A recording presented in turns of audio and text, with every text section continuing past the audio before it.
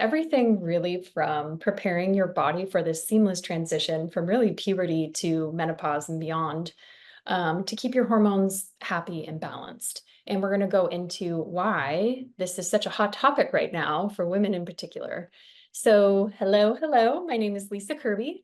I'm the co-founder of The Green Door Life. We are a virtual wellness platform and coaching company. We really focus on nutrition coaching, strength training, lifestyle coaching, and really how to integrate these healthy habits realistically into a busy modern lifestyle for most of our clients. We don't know very many people who have a bunch of, excess time on their hands. So we're really, our passion is really taking this health information and habits and activity and making it work for you in your current life.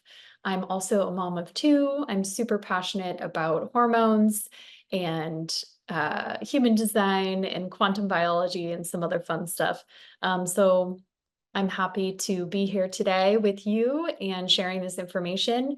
And we're just going to get right into it. So really what I want to cover today, and no matter where you are in this process, if you are still menstruating or if you're beyond menopause, this presentation, this information is going to benefit you.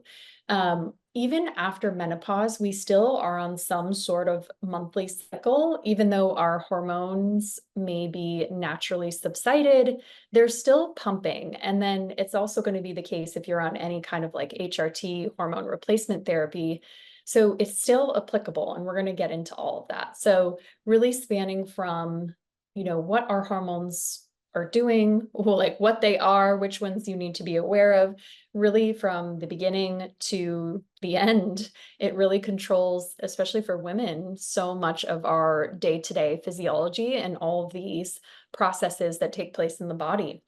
We're also going to talk about why are we having more issues nowadays with menstrual cycles? A lot of women suffering from PCOS, infertility, perimenopause, like what is going on? We're going to dig into that here. We're also going to talk about how to make it better, how to alleviate some of these symptoms, and then what to do if you need extra support. So if I could sum up, the best tip of all in this presentation for you is that women are more stress sensitive than men.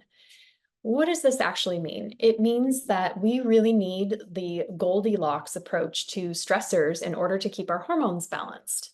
So your hormones are these little chemical messengers, and they're really controlling like countless physiological processes in the body. Everything from regulating your appetite to dictating how many calories you burn each day. So if you have imbalanced hormones and you're trying to live a healthy lifestyle, have a healthy body weight for your body, if they're imbalanced, it's going to make that process so much harder. You're going to have energy leaks. You're going to be suffering from, irregular appetite. You'll be white knuckling it day to day just to get by. Whereas when the female body is balanced and your hormones are balanced, you're really operating in this place of homeostasis that your body wants to be in, where everything is easier. Like being healthy and having a functioning human body that should be the norm. It should not be so hard to maintain an overall state of health. And we're going to talk about, again, what are the things that we are collectively doing and are exposed to that is making it so hard for women. So really, in particular, if we have too many stressors in the female body, it backfires. Why? Because we are the sources of procreation, whether we want to procreate or not. Our bodies will always put a priority on that. So if the body senses too much stress or too little stress, and we're going to talk about that's a very important concept in terms of what is actually a stressor. If the female body senses too much or too little stress, it's not going to prioritize healthy hormone production. And you need healthy hormone production, not just for making babies. It's not just that. It's for what those hormones do overall. It gives you health, vitality, energy, helps you grow muscle mass, helps you burn body fat, regulates your appetite. So it's so much more than that. These are all things that also create and foster a healthy environment for a baby. So that's where it kind of goes hand in hand. So here's the thing with stressors. Sitting all day, it spans the spectrum. For example, from sitting all day to over exercising, those are both stressors. Again, you want that Goldilocks approach right in the middle of just the right amount of exercise. Feeling lost and not really having a sense of purpose, or working and doing too much for your family, doing too much in your job, whatever it is on your plate.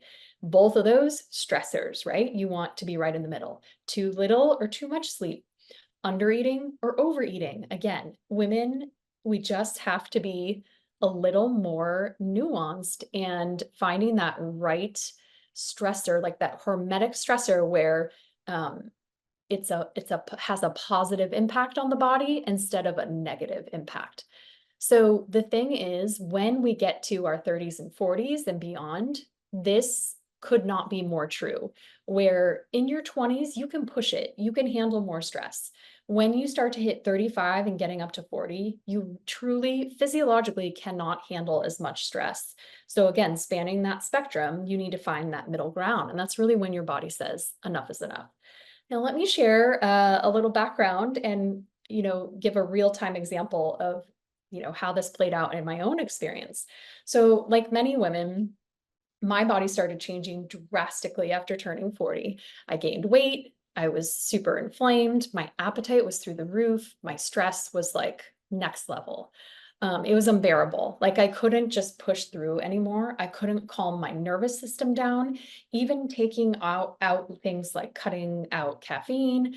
I wasn't drinking alcohol. I'm like rarely, I can count on one hand the number of times I drink in a year, and it's getting like shrinking down to 1 to 2 times.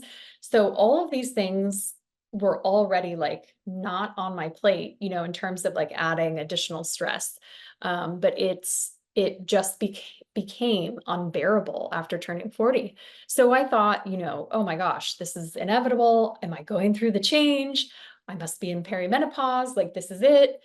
And it turns out that my hormones were just imbalanced. And this is what we're finding more and more. Women coming to work with us who think they're in perimenopause are actually just experiencing hormonal imbalance so extreme that they're experiencing changes in their menstrual cycle, from irregular cycles to not getting a cycle. I mean, you can lose your cycle in your early, 20s and 30s by too much stress, right? So that has a direct impact on our menstrual cycle. Your menstrual cycle is your fifth vital sign. It's really an indicator of how the overall state of your health is. So I wasn't actually in perimenopause. I was just experiencing massive, massive stress that was impacting my entire physiology, my weight, my appetite, everything.